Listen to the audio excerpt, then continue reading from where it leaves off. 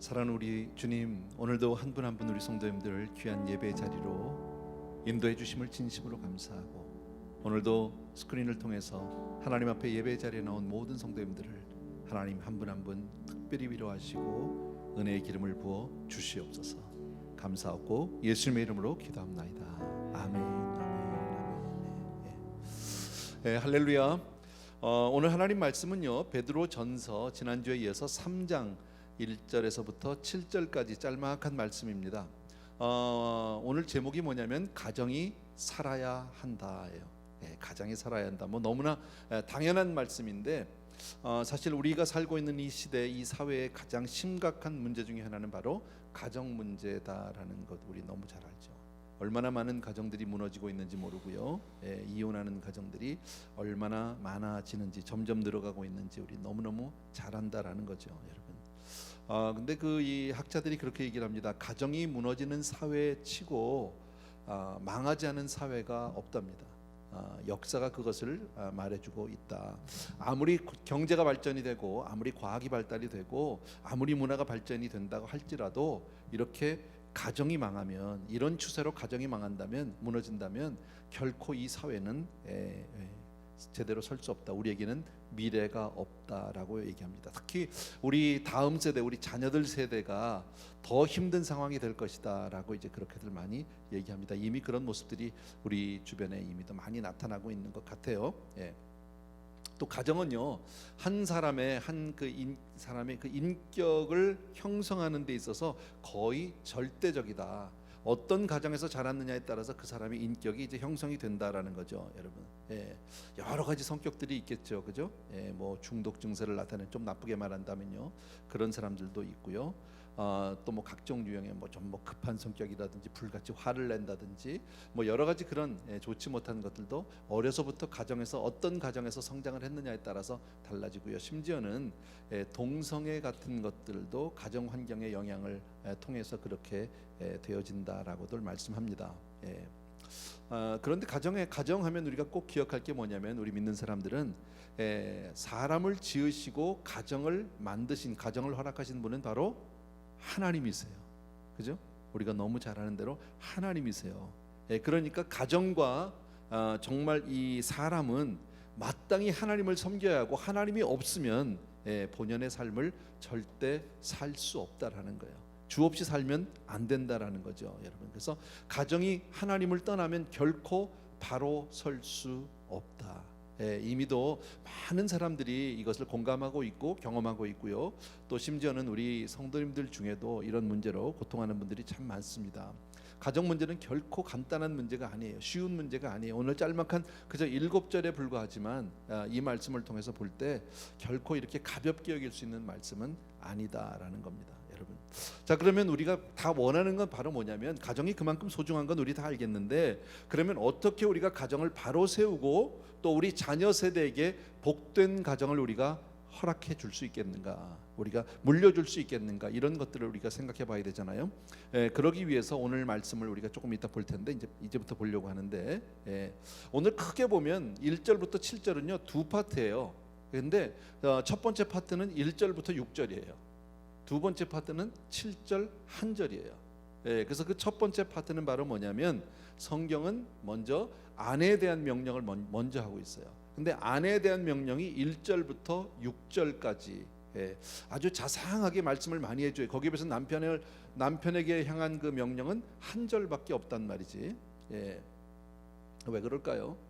글쎄, 뭐 어떻게 여러분이 보느냐에 따라서 뭐 어떻게 보면은 뭐 이렇게 여자들한테만 많이 뭐 이렇게 힘들게 많은 말씀을 해주셔, 이렇게 할 수도 있고요. 아니면은 정말 자상하게 하나님이 아내들을 더 사랑하고 여자들을 더 사랑해서 아내들에게 아주 자세하게 하나님이 이렇게 자상하게 말씀을 많이 해주시는구나, 이렇게 볼 수도 있어요. 반대로 보면요, 또 남자에게는 무뚝뚝하게 한마디만 툭 던지고 마시는구나, 뭐 이렇게 조금 반대로 볼 수도 있지만, 어쨌든 둘 다 그렇지는 않습니다. 우리 내용을 보겠습니다. 우리 먼저 우리 1절 한 절 말씀을 같이 보기를 원합니다. 1절 한 절입니다. 우리 같이 집에서도 우리 같이 한번 읽습니다. 시작. 아내들아, 이와 같이 자기 남편에게 순종하라. 이는 혹 말씀을 순종하지 않는 자라도 말로 말미암지 않고 그 안에 행실로 말미암아 구원을 받게 하려 함이니. 뭐 이 말은 우리가 수도 없이 들었어요. 뭐 에베소에도 이 말씀이 있고요. 아내들아, 이와 같이 자기 남편에게 순종해라 그랬잖아요. 왜 여자에게만, 우리에게만 자꾸 순종하라고 그래?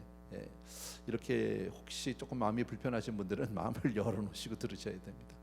이 말씀을 보면 사실 이제 좀 같이 살펴보면요, 그것 이상, 여러분들이 생각하는 것 이상으로 하나님은 순종을 요구하고 있어요. 여기 보면 우리가 방금 읽었던 본문에 아내들아, 그 다음에가 뭐예요? 이와 같이라고 되어 있어요. 이와 같이라는 말은 뭘까요, 여러분?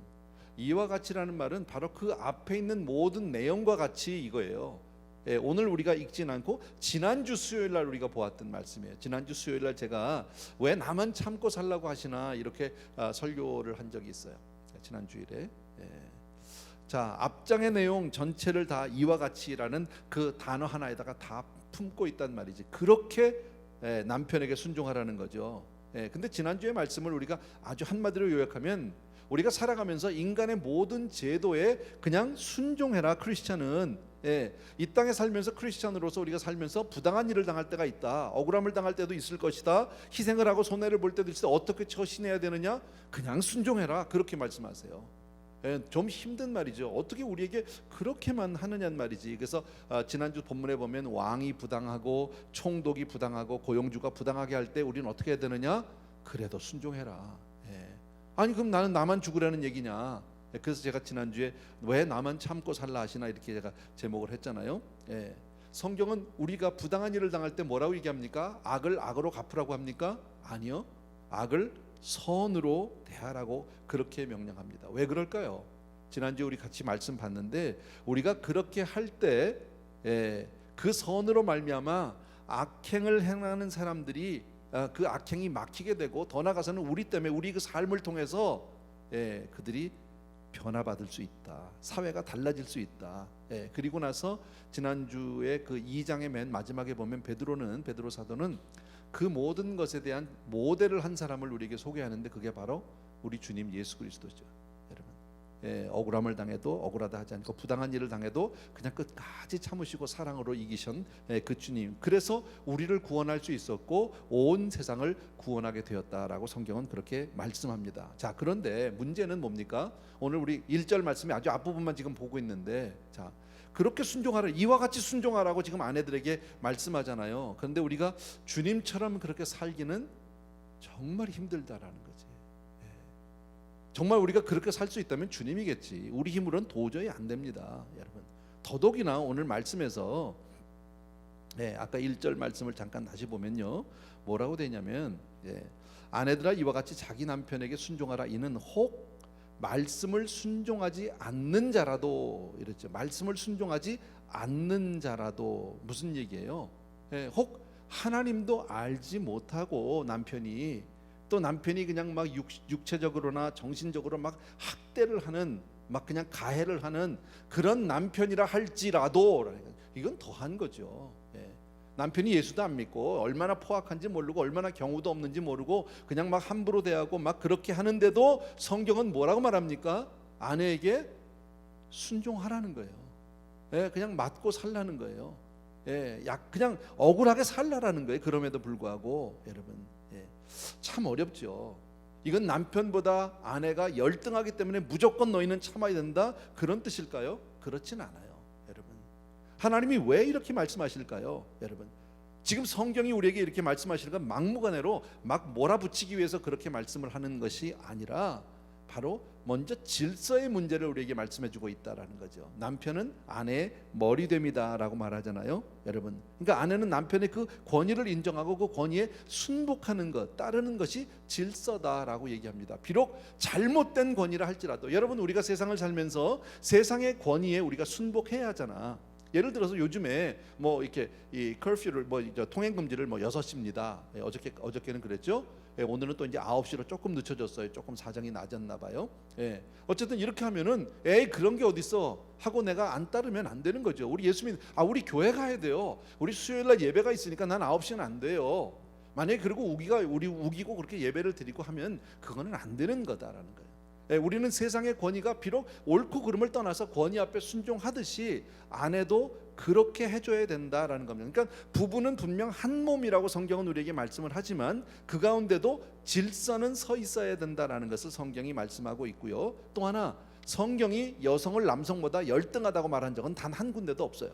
그렇지 않아요. 이건 질서, 머리가 뭐 남편은 아내의 머리니까 더 높다, 그런 거 아니에요.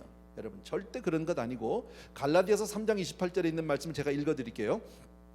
너희는 유대인이나 헬라인이나 종이나 자유인이나, 다시요, 너희는 유대인, 헬라인이나 종이나 자유인이나 남자나 여자 없이 다 그리스도 예수 안에서 하나다. 무슨 얘기예요? 모든 사람이 다 평등하다, 그 얘기죠. 모든 사람이 다 평등하다라는 겁니다. 다시 한번요, 남편들이 아내의 머리라는 뜻은 여자를 마음대로 독재를 해도 된다, 마음대로 막 다스려도 된다, 그런 뜻이 아닙니다, 여러분. 다만 하나님께서는 한 가정을 통해서 말씀을 하시고 그 가정에 하나님의 뜻을 전하시기 위해서 하나님은 그 가정에 질서를 세우셨는데 남편을 가정의 머리로, 다른 말로 가정의 제사장으로 세워주셨다라는 거죠. 설사 제사장이 좀 잘 못해, 여러분, 그래도 제사장으로서의 권위는 인정을 해줘라. 목사가 좀 잘 못해, 목사가 좀 성령 충만하지도 않고 아주 정말 세속적이야, 만약에 그래도 목사로 세워졌으면 그 세우신 하나님을 보고 그 권위를 인정을 해라라는 겁니다, 여러분.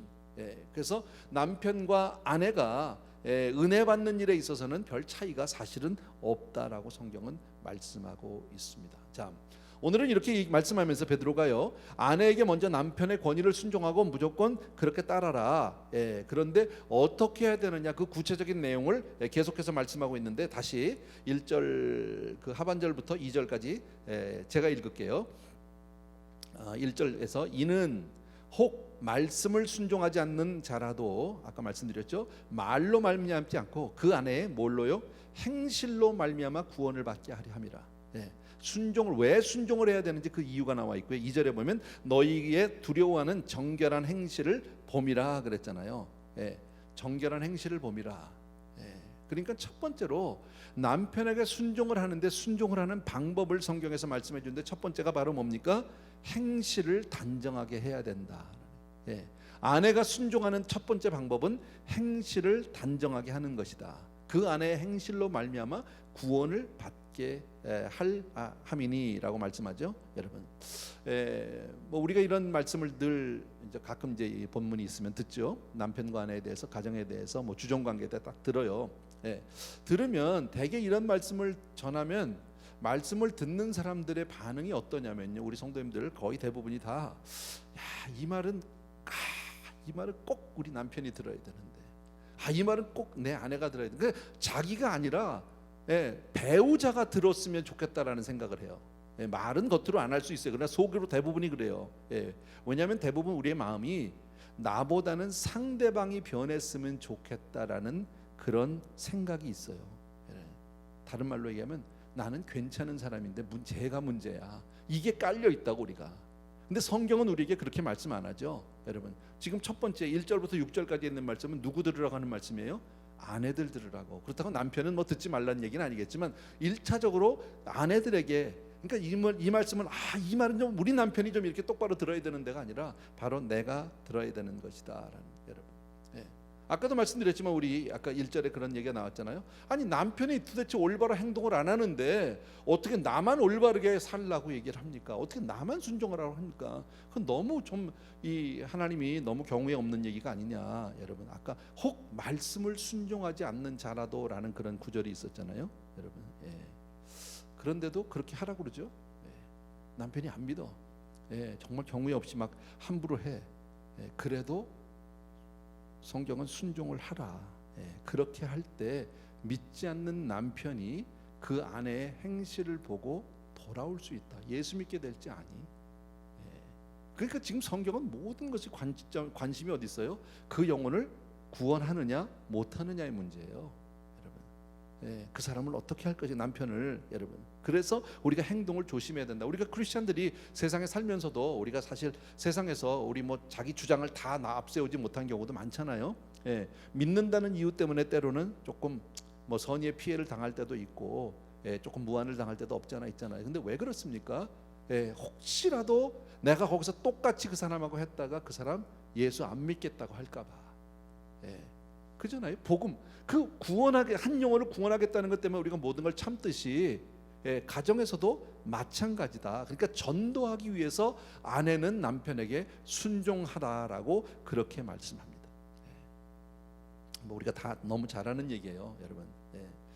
근데 가까운 사이일수록 설교가 잘 안 통하는 거 아세요?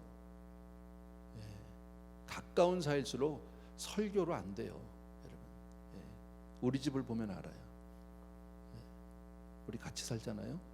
집에 가면 그게 안 통해요. 그런 거예요, 여러분. 가까운 사이일수록, 그러니까 우리가 전도 가운데 제일 힘든 게 가족 전도잖아, 그죠? 가까운 사람 전도하는 게 훨씬 힘들어요, 모르는 사람보다. 근데 가까운 사람을 전도하는 것은 감동밖에 없어요.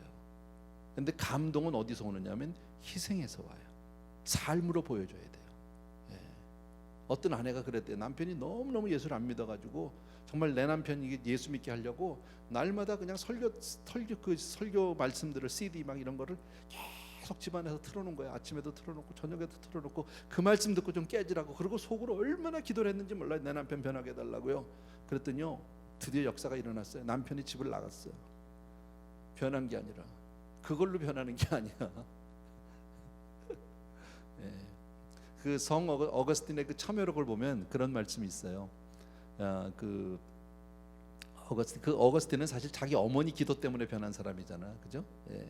기도하는 자식은 절대 망하지 않는다, 이런 말씀도 들은 그런 어머니인데, 그 어머니가, 어거스틴이 뭐라냐면, 우리 어머니는 아버지를 마치 주님 모시듯 섬기셨다, 그렇게 참여록에서 기록하고 있어요.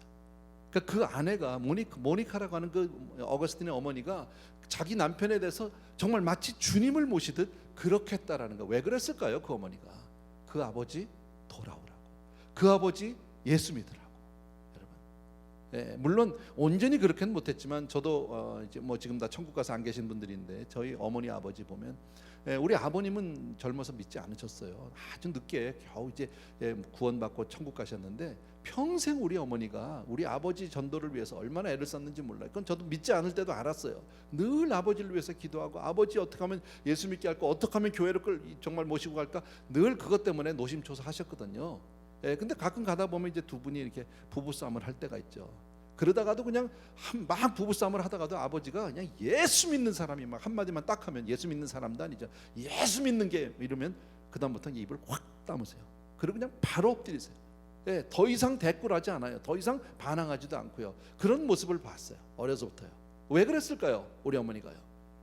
지금 남편과 서로 시시비비를 가리고 뭐 서로 어떤 자기 주장을 앞세우고 있다가 뭐 얼마든지 할 말이 있겠죠. 그러는데도 혹시 전도의 길이 막힐까봐 그로 인해서 그냥 입을 확 닫는, 바로 그런 모습을 얘기하는 거죠. 행실을 바로 해야 된다라는 것이 첫 번째입니다, 여러분. 그러니까 아내가 남편에게 순종한다라는 첫 번째 의미는 오늘 성경에서 자기의 행동 거지를 조심을 해라, 스스로 행동을 조심해야 된다라고 그렇게 얘기합니다. 이유는 내가 연약해서도 아니고 남편이 옳기 때문도 아닙니다. 단 한 가지 이유가 있다면, 그 남편이 예수 믿게 하기 위해서, 남편에게 혹시라도 복음의 문이 닫혀지면 안 되니까, 하나님의 은혜를 못 받으면 안 되니까, 그래서 참아내는 것이다. 그러니까 그렇게 본다면 아내가 남편보다는 영적으로 조금 앞서 있는 게 좋지 않을까 싶어요.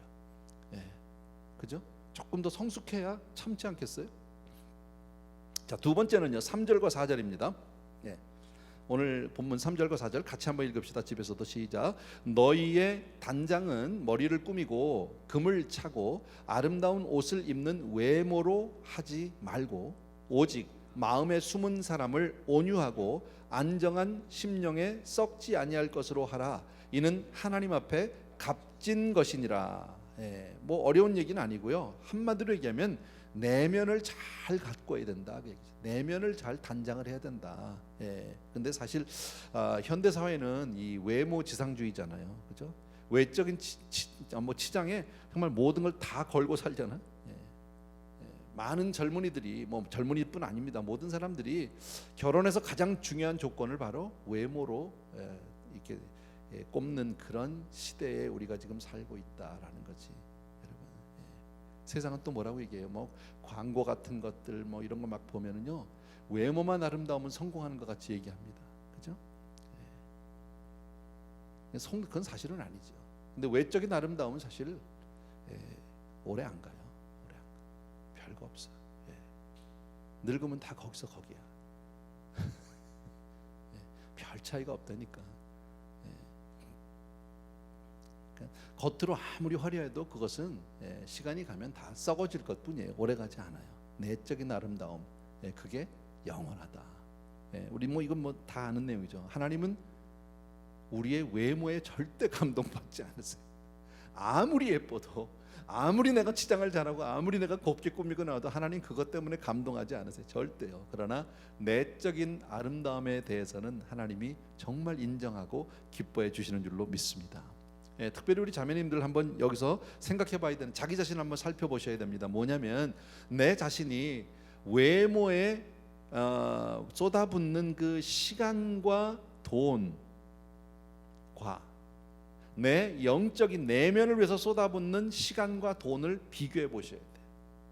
두 개를 저울질 해봐야 돼요.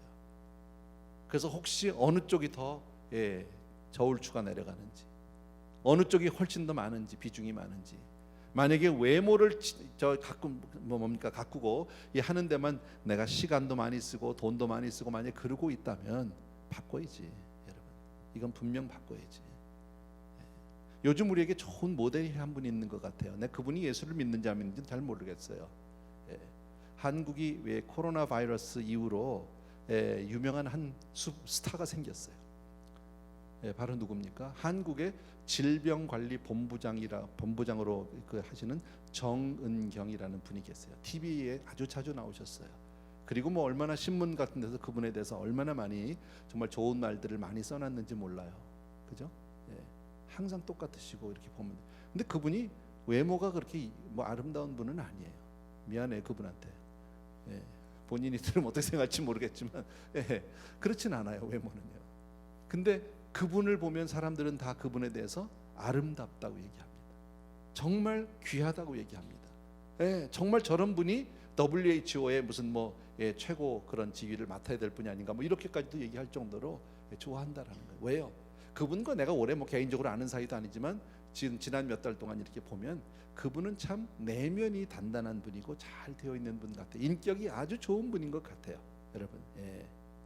그래서 우리는 내면의 아름다움을 가꾸기 위해서 우리의 행실을 조금 조심할 필요가 있고, 그렇게 할 때 정말 남편에게 순종하기 위해서 그런 내면의 아름다움을 그런 잘 갖추는 우리 아내들이 되기를 주의 이름으로 축원합니다. 또 세 번째입니다. 6절 말씀입니다. 6절 말씀 같이 한번 읽읍시다. 시작. 사라가 아브라함을 주라 칭하여 순종한 것 같이 너희는 선을 행하고 아무 두려운 일에도 놀라지 아니하면 그의 딸이 된 것이니라. 아브라함과 사라 얘기가 나오죠. 그리고 남편을 그렇게 존중해야 된다라고 이렇게 말하잖아요. 남편에게 순종한 것처럼 그렇게 하라고 그러잖아. 그럼 아마 우리 여자분들 가운데, 자매들 가운데서 이렇게 할까요? 뭐 우리 남편이 아브라함 정도 되면 나도 존경하지요, 나도 순종하지요. 정말 목사님 몰라서, 우리 이 사람이 어떤 사람인지 몰라서 그러는 거예요.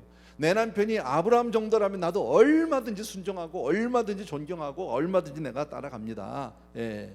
근데 내 남편 이 사람은 아니에요. 혹시 그렇게 얘기하실 분이 계실지도 몰라요.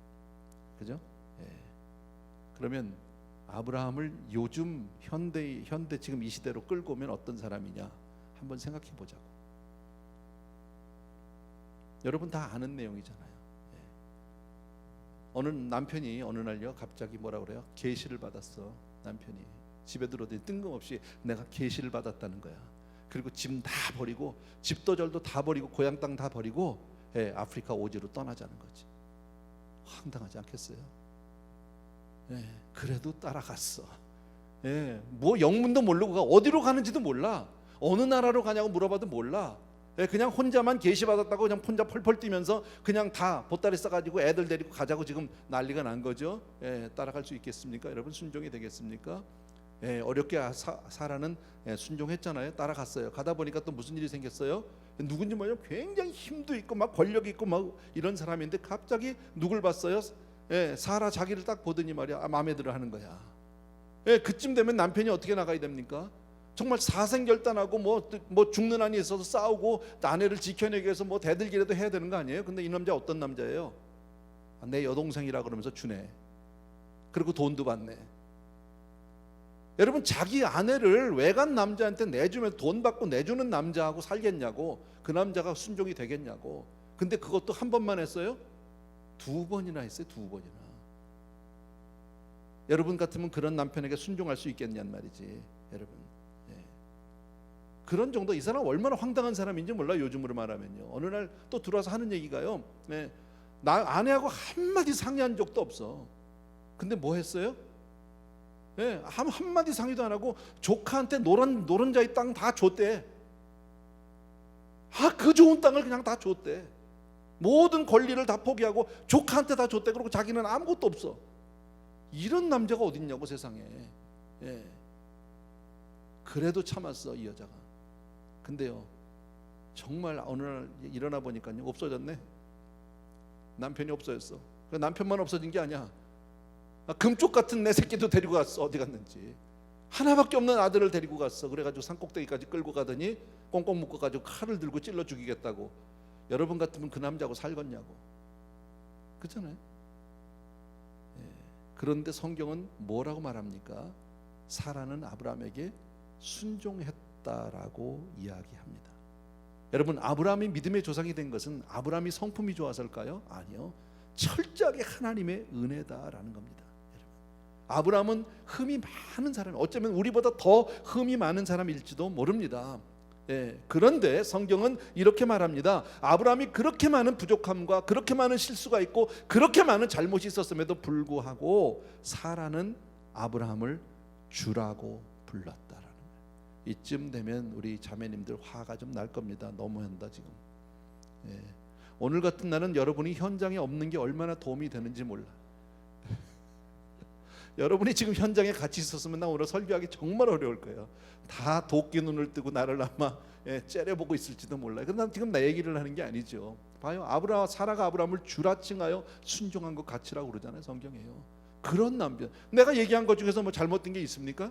아브라함의 이야기의 단편을 지금 현대식으로 바꿔서 조금 이렇게 우리가 적용을 해봤지만, 대입을 해봤지만, 그런 남편 같으면 살겠냐고. 저녁에 우리 다 때려치고 갈라쓰지 않았겠어요, 여러분? 근데 성경은 그런 예를 들면서 뭐라 하면, 이것이 바로 그리스도인 크리스찬 아내가 남편을 대하는 마음이다라는 겁니다. 왜 그렇게 해야 된다고요? 혹시 남편이 변할지 아니 너 때문에, 그 얘기예요. 한마디로 여러분. 한마디로 얘기하면요, 여러분, 달리 남편은 아내의 책임은 아니에요. 같이 살면서 평생 내 십자가에 뭐 이런 분들 있잖아요, 그죠? 남편이 잘 믿지 않고 뭐 이런데 아내들이 생각할 때 평생 내 십자가라고 그러는 분들이 있거든. 근데 이렇게 생각하세요. 남편은 내 책임은 아니야. 우리는 주님 앞에서 내 책임만 하면 되는 거예요. 내 순종하라고 하는 내 책임만 하면 남편은 하나님의 책임이에요. 내 책임이 아니에요. 기억해 주시기 바랍니다. 자, 이제 남편으로 갑니다. 7절 한 절입니다. 같이 한번 읽겠습니다. 시작. 남편들아, 이와 같이 지식을 따라 너희 아내와 동거하고 그를 더 연약한 그릇이요 또 생명의 은혜를 함께 이어받을 자로 알아 귀히 여기라. 이는 너희 기도가 막히지 아니하게 하려 함이라. 남편을 향해서는 그냥 딱 한 절. 근데 이 말씀이 짧은 것 같지만 참 무거워요. 보면요. 첫 번째 뭐라고 얘기합니까? 너희 아내와 동거하고라고 얘기합니다. 동거하고. 그러니까 남편은 아내와 동거해야 돼. 이건 너무나도 당연한 얘기인데 성경은 남편에게 아내와 동거라고 얘기합니다. 여러분, 우리 쉽게 말하면 내가 남의 집 가서 하룻밤 자고 오는 걸 동거라고 얘기하지 않습니다. 그죠? 함께 삶을 나누는 것. 같이 정말 삶을 같이. 그러니까 가정은 하숙집이 아니죠. 그죠? 동거, 같이 살아야 된다. 이 말은 한 지붕 아래서 그냥 사는 것 정도를 얘기하는 것이 아니라 남편과 아내는 진심으로 모든 삶을 공유해야 된다라는 거죠. 그게 동거죠, 여러분. 근데 이거 참 쉽지 않아요. 살면서 정말 힘들어요. 얼마나 각각 사는 가정이 많은지 몰라요. 요즘 정말 제가 이 교육부 사역자를 통해서 들은 이야기인데요.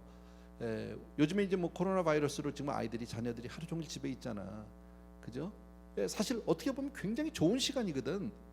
평소에 그렇게 못했는데 부모와 자식이 24시간을 같이 붙어 있으니까 많은 삶의 나눔이 있으면 좋을 것 같은데 이게 서로 불편한 거예요.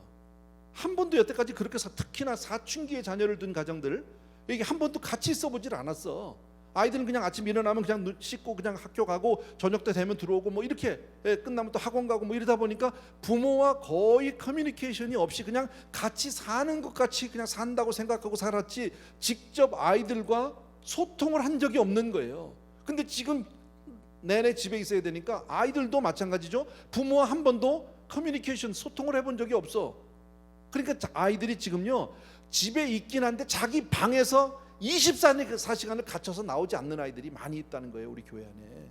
여러분, 부모는 정작 한 집에 있는데 내 아이가 뭐 하는지를 몰라, 방 안에서. 또 들여다보려고 하면 아이가 화내고 나가라고 그러고 왜 들어왔냐고 그러고 또 싫어 뭐 이럴 수도 있어요. 왜? 평소에 너무 서로 이런 어떤 그 소통의 훈련이 안 돼 있으니까. 그래서 점점 더 지금 이 시기가 부모와 자식 간이 더 멀어지는 시기로 변할지도 모른다는 거죠. 여러분, 이거는 안 되는 거죠. 이거는 지금 동거가 아닌 거예요. 우리 아이들은 하숙생이 아니잖아요.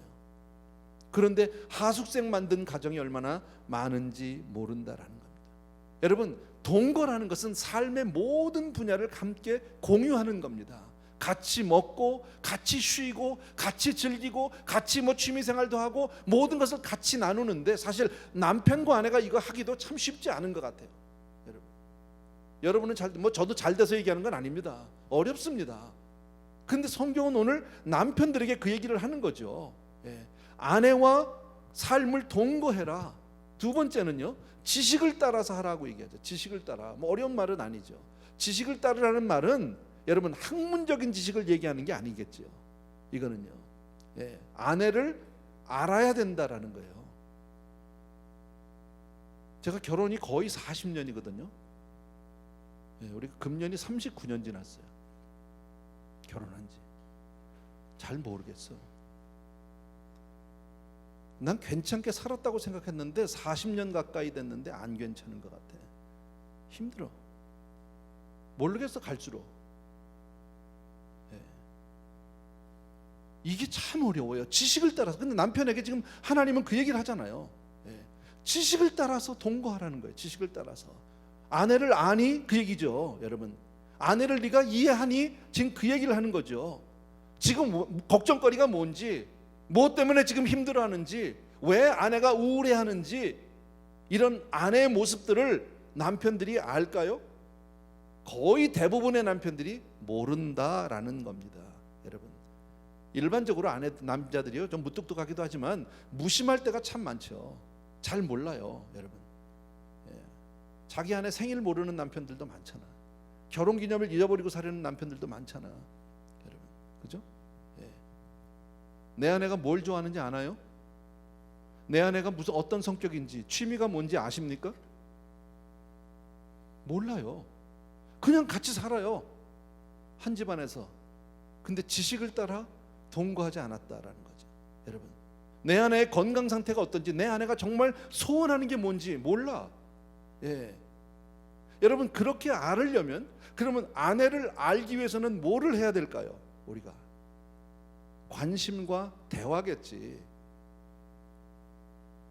근데요, 아내와 대화 안 하는 사람 많죠. 우리 뭐 옛날에 유명한 그런 그 조크 같은 거 있었잖아요.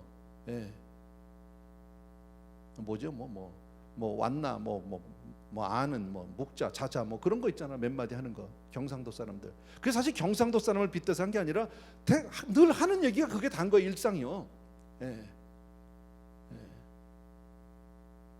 그냥 밥 먹었나? 뭐 별일 없나? 자자. 그 다야. 어떻게 합니까? 대화가 없는데. 여러분, 대화와 관심을 통하지 않으면 지식으로 동거할 수 없다. 여러분, 이것은 하나님이 우리에게 주시는 명령입니다.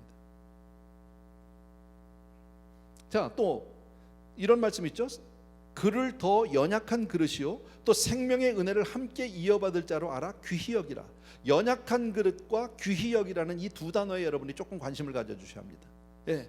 자, 너희 아내와 동거 그를 더 연약한 그릇이요 생명의 은혜를 이어받을 자로 알아서 귀하게 여기라는 거지. 여러분, 아내는 연약한 그릇으로 알아야 한다라는 거지. 예. 젊었을 때는 연약한 것 같았어요. 예. 젊어서는요. 나이 들면 세죠. 무서워. 팔뚝도 막 굵어지고, 예, 말도 함부로 하고. 예, 젊어서는 하고 싶은 얘기가 있어도 잘 못해요, 여자들이요. 근데 나이들, 여러분 예전에 우리 미국엔 그런 일이 없지만 예전에 우리가 한국에 살 때 오래전에 시장 가면은요 막 시장 가가지고 막 콩나물 그 깎고 뭐 가게 아저씨하고 가게집 그 사람들하고 막 말다툼하고 신경이 버리는 게 할아버지야 아니 아줌마야 아저씨야? 다 아주머니야. 아저씨들은 그거 못해. 나이 들으면 남자들은요 그냥 달랜 대로 다 줘. 여자들은 막 세죠. 젊어서는 정반대한 성격이 확 달라지잖아요. 그럼에도 불구하고 성경은 뭐라고 얘기합니까? 연약한 그릇이래요, 여러분. 이것을 이해해 준다. 그러니까 육체적으로나 정신적으로나 감성적으로나 모든 면에서 연약하다라는 것을 우리가 늘 이해하고 살아야 하고, 연약한 그릇이기 때문에 차가운 말 한마디, 차가운 눈초리에도 얼마든지 상처를 받을 수 있고 얼마든지 거기에 정말 데미지가 생길 수 있다라는 거죠. 쉽게. 또 하나 우리 말씀 읽은 가운데서 생명의 은혜를 함께 이어받을 자다. 생명의 은혜를 함께 이어받을 자다. 우리 같이 하나님 앞에 은혜 받을 자다, 그 얘기겠죠. 그래서 남편이 아내를 귀하게 여길 때 하나님께서 하늘로부터 주시는 놀라운 복과 은혜가 임하게 될 줄로 믿습니다. 자, 맨 마지막에 제일 중요한 말이 있죠. 7절 맨 끝에. 이는 그렇게 해야 되는 이유가 있어요. 남편들이 아내를 지식을 따라서 동거해야 되고 연약하게 여기고 귀하게 여기고 다 같이 은혜도 받고 하는 그 모든 이유가 있어요. 그렇게 해야 되는 이유가 바로 뭐냐면, 이는 너희 기도가 막히지 아니하게 하려 함이라. 그 이유 때문에요. 하나님과의 어떤 은혜의 채널이 막힐까 봐, 여러분. 그러니까 남편과 아내의 모든 삶의 영역이 정상적으로 되지 않으면 하나님과의 신앙생활이 안 된다라는 거죠. 이건 우리가 다 경험해 봐서 알죠. 아내하고 다투고 나면 은혜가 됩니까? 교회 생활이 됩니까? 예배가 봐집니까? 성경이 읽어집니까? 아무것도 안 됩니다, 사실은요. 가장 기본적인 내 가정의 문제에서 이게 정상화가 안 되면 신앙생활 자체가 큰 영향을 받게 되는 걸 너무너무 잘 알잖아요. 그래서 오늘 설교 제목이 뭐예요? 가정이 살아야 하는 거예요. 가정이 살아야 내 자녀가 살고, 가정이 살아야 사회가 사는 거죠. 여러분, 적지 않게 우리 주변에도, 우리 성도님들 중에도 가정 문제로 고민하는 사람들 많이 있고요, 자녀 문제로 고민하는 사람들 많이 있는데, 그러나 이걸 내놓고 얘기를 못합니다. 왜? 창피하니까. 내 가정의 문제니까 내놓지 못하거든요. 그러나 오늘 이런 성경 말씀을 보면서 여러분들이 꼭 기억해 주실 것은요, 이 문제가 해결되지 않으면 영적인 문제 해결되지 않고 자녀의 문제 해결되지 않아요. 꼭 기억해 주셔야 돼요. 부부간의 문제 물론 마찬가지예요. 사실 부부 사이가 뭐 그렇게 알콩달콩 다 좋기만 한 가정이 얼마나 있습니까? 쉽지 않습니다. 그러나 그럼에도 불구하고 우리가 그 가정을 잘 이끌어 가야만 하는 이유는 바로 하나님과 나와의 관계, 은혜에서 떨어질 수 없으니까, 또 내 자녀들을 포기할 수 없으니까. 오늘 우리 짤막한 말씀이고 여러분들이 이미 다 알고 있는 말씀인데 성경에서 이렇게 정리해 놨잖아요. 아내들에 대한 명령이라고 제가 말씀을 드렸고, 남편에 대한 명령이라고 말씀을 드렸습니다. 명령은 여러분 복종하는 겁니다. 내가 뭐 좋고 싫고, 나 하고 싶으면 하고 말고 싶으면 말고, 그게 명령이 아닙니다. 하나님 말씀하시면 그냥 아멘하고 가는 겁니다. 싫어도 가는 겁니다. 그것이 바로 저와 여러분이, 또 우리 가정이 사는 길인 줄로 믿습니다. 꼭 기억해 주시기 바라고요. 이 시간에 우리 찬양 하나 드리면서 잠시 기도하고 우리 오늘 마치려고 합니다. 우리 주님께서 주시는 그 사랑으로 하는 그런 찬양 있죠. 우리 가사도 좀 비춰주시고요.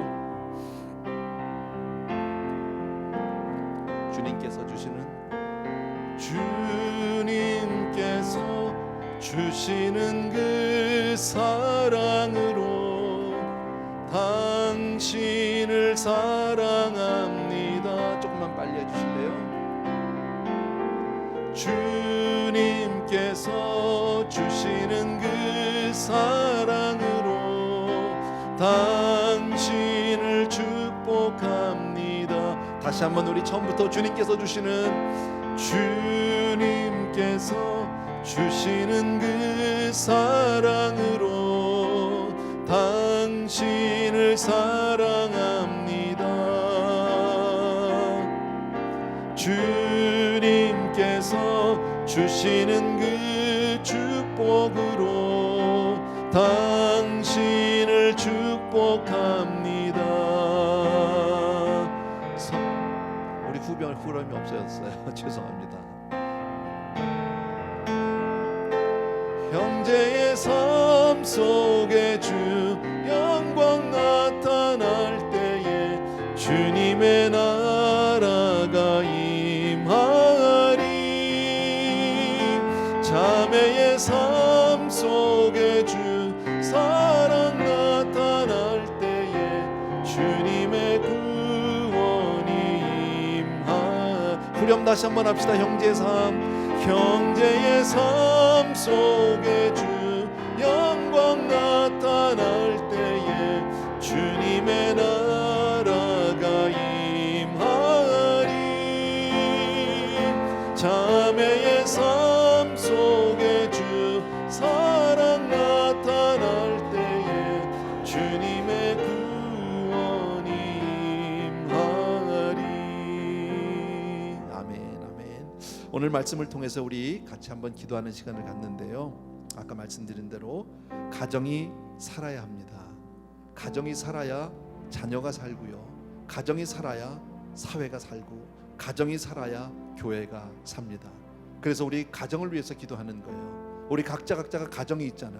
그 가정을 위해서 하나님, 내 가정이 정말 하나님의 정말 절대 주권 속에 하나님의 은혜의 장중에 온전히 붙들리는 가정 되게 주옵소서. 처음에 말씀드렸듯이 이 세상에 우리 사람을 지으신 이가 하나님이시고 가정을 허락하신 이가 바로 하나님이세요. 하나님이 없이는 가정이나 정말 이 사회가 존재할 수 없어요.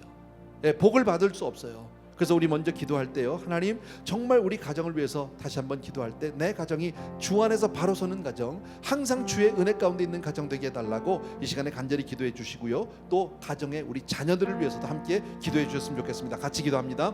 할렐루야. 사랑하는 아버지, 이 시간 우리 선한 성도들과 오늘 주신 말씀을 기억하면서 가정이 얼마나 소중한지, 이 시대의 문제는 정말 가정의 문제입니다.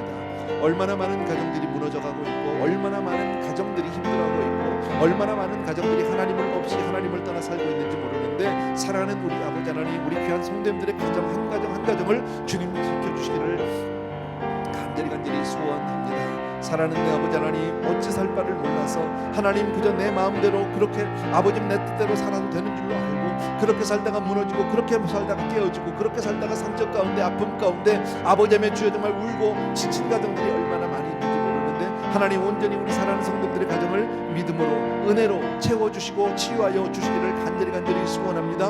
그 가정 가운데서 하나님 주여 정말 아내와 남편이 있습니다. 사랑하는 내 아버지, 또 우리 자녀들이 있습니다. 우리 자녀들이 가정 안에서 주여 정말 아름다운 가정의 모델을 잘 보고 아버지 앞에 그렇게 설 수 있도록 도와주시기를 간절히 소원합니다. 사랑하는 내 아버지 하나님, 능력의 우리 아버지 하나님, 주님께서 아버지 하나님의 주여 정말 이 시간도 우리 사랑하는 성도님들을 기억하여 주시기를 원합니다. 아버지 하나님의 주여 정말 특별히 우리 사랑하는 자녀들 일일이 다 기억하여 주옵소서.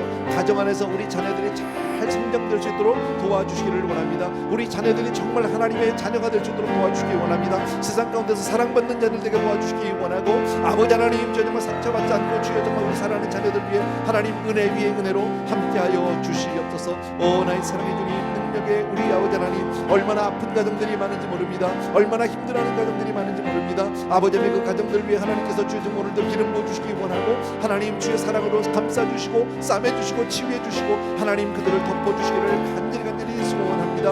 할렐루야. 나의 사랑의 주님, 능력의 내 아버지 하나님, 주님을 사랑합니다.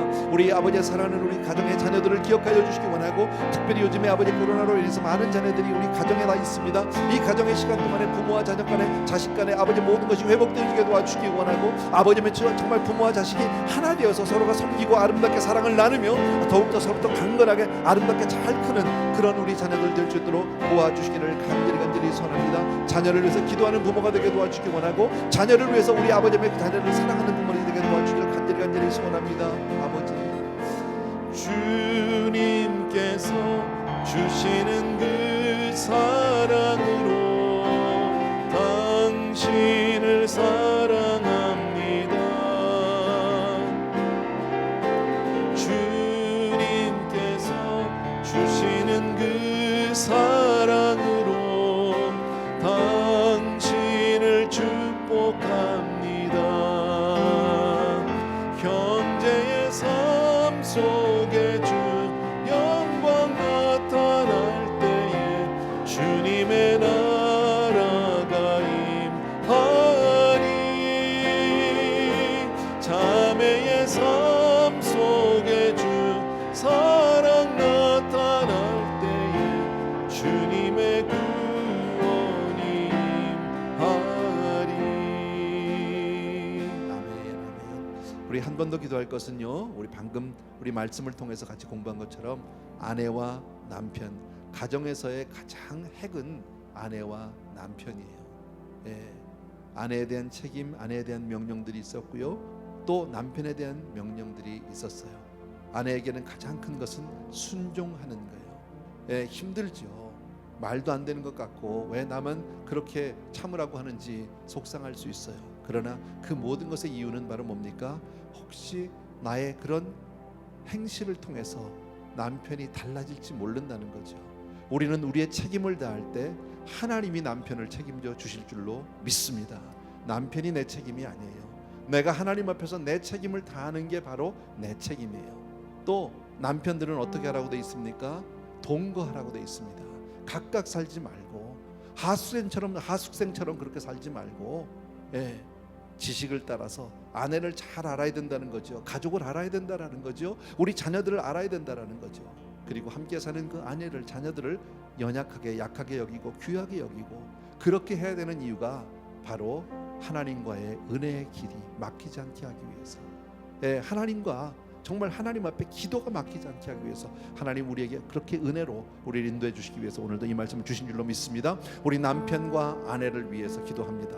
특별히 우리 아내 되신 분들은 자기 자신을 위해서 내가 이런 아내 되게 해주세요. 또 남편들은요, 내가 이런 남편 되게 해주세요. 또 함께 정말 서로가 서로를 위해서 기도하는 이런 시간 되기를 바랍니다. 같이 한번 아내와 남편을 위해서 같이 기도하겠습니다. 할렐루야. 사랑하는 아버지, 오늘도 주신 말씀 또 한 번 기억하면서 아내와 남편을 위해서 간절히 기도합니다. 우리 사랑하는 성도님들의 가정마다 하나님이 원하시는, 하나님이 말씀하시는 그런 복된 아내 되게 하여 주시기 원하고, 그런 복된 남편 되게 하여 주시옵소서. 하나님의 명령이기에 순종할 수 있게 도와주시옵소서. 옳다 그르다, 그것이 억울하다 아니다, 경우에 맞다 아니다를 따지기 이전에 하나님이 말씀하셨기에 그렇게 순종하는 우리 사랑하는 아버지의 아내들 되게 도와주시기 원하고, 사랑하는 내 아버지 하나님, 주여 정말 그 아버지 하나님의 사랑으로 말미암아 아버지 하나님 남편을 변화시키고 아버지 하나님 저 바꿀 수 있도록 도와주시기를 간절히 소원합니다.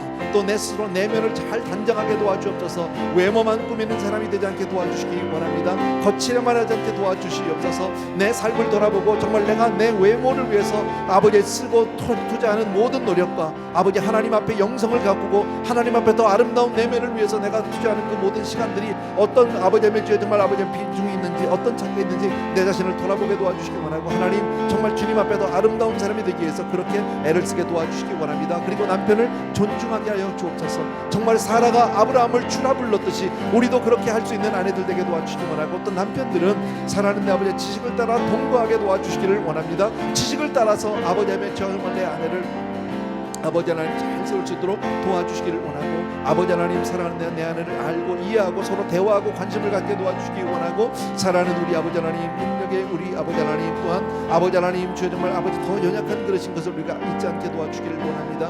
하나님 앞에 우리가 늘 그렇게 아버지 하나님 서로를 보듬어주고 서로를 감싸주고 서로를 이해하고 서로를 세워주고 북돋아주며 살아가는 그런 아름다운 가정들 다 되어줄 수 있도록 주님 축복하여 주시옵소서. 감사를 드립니다. 아버지 하나님 우리 사랑하는 우리 에브리데이 교회에 속한 모든 가정들을 주님 축복하여 주시옵시고, 모든 남편과 아내들을 축복하시고 자녀들을 축복하여 주셔서 아버지 정말 하나님 앞에 그렇게 아름다운 가정으로, 복된 가정으로, 은혜의 가정으로 하나님 그렇게 설 수 있도록 축복하여 주시옵소서. 가정들이 살게 하여 주시옵소서. 믿습니다. 사랑하는 내 아버지 하나님, 주님께서 우리 사는 성도들을 주여 축복하실 줄로 믿고 예수 이름으로 기도합니다. 형제의 모습 속에 보이는 하나님 영상 아름다워라.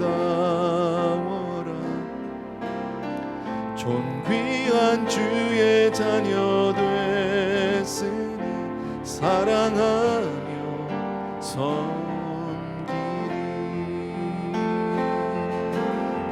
자매의 모습 속에 보이는 하나님 영상 아름다워라. 존귀한 주의 자녀 됐으니 사랑하며 섬기리. 우리의 모임 중에 임하신 하나님 영광 아름다워라. 존귀한 왕이 여기 계시 사랑하며 섬기리.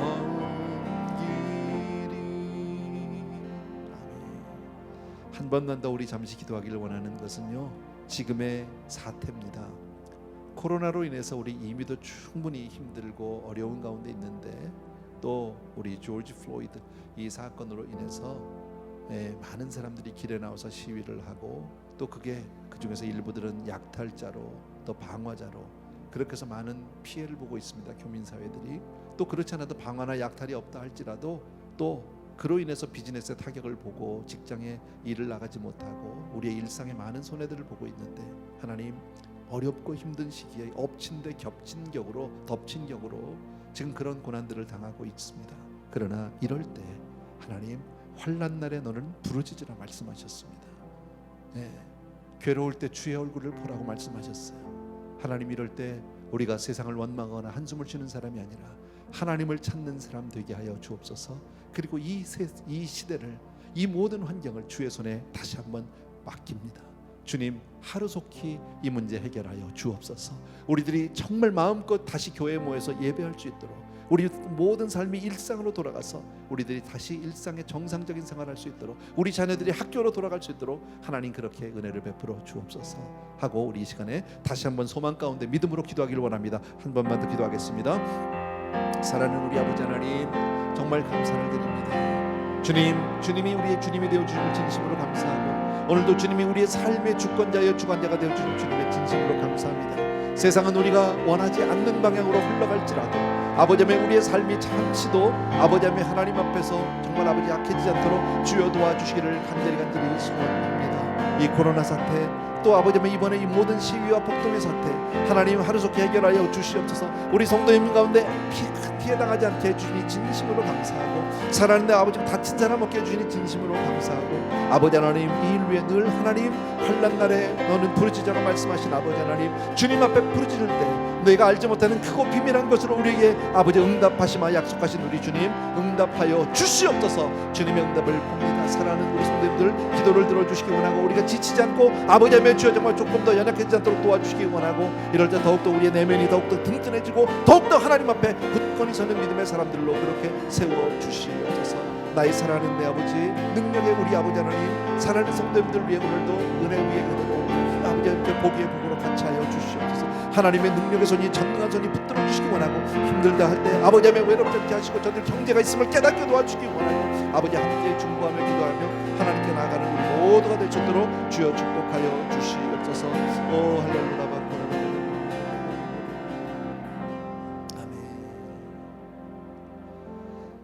형제의 모습 속에 보이는 하나님 영상 아름다워라.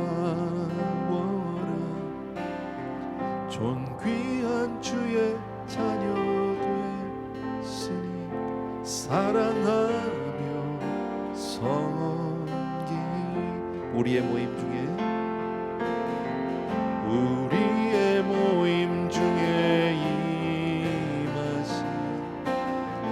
하나님 영광 아름다워라. 존귀한 왕이 여기 계시 사랑하며 섬기리. 아멘. 사랑하는 우리 아버지 하나님, 오늘도 말씀을 우리들이 함께 상고하고 우리의 마음에 담습니다. 오늘도 우리가 사는 길이 바로 우리의 가정이 잘 되고 아버지의 부부관계가 회복이 되고 자녀와 부모와의 관계가 회복될 때 아버지의 우리의 모든 삶이 달라질 줄로 믿습니다. 하나님, 이것이 우리 힘으로 되지 않음을 고백합니다.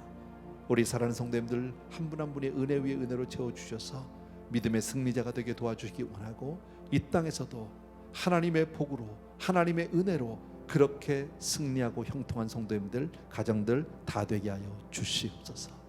이제는 우리 주 예수 그리스도의 은혜와 하나님 아버지 그 무한하신 그 사랑하심과 성령님의 오늘도 한 분 한 분 머리머리 기름 부어주는 놀라운 은혜가 특별히 가정 위에, 아내와 남편 위에, 또 사랑하는 자녀들 위에 이제로부터 영원토록 함께 계실지어다. 아멘.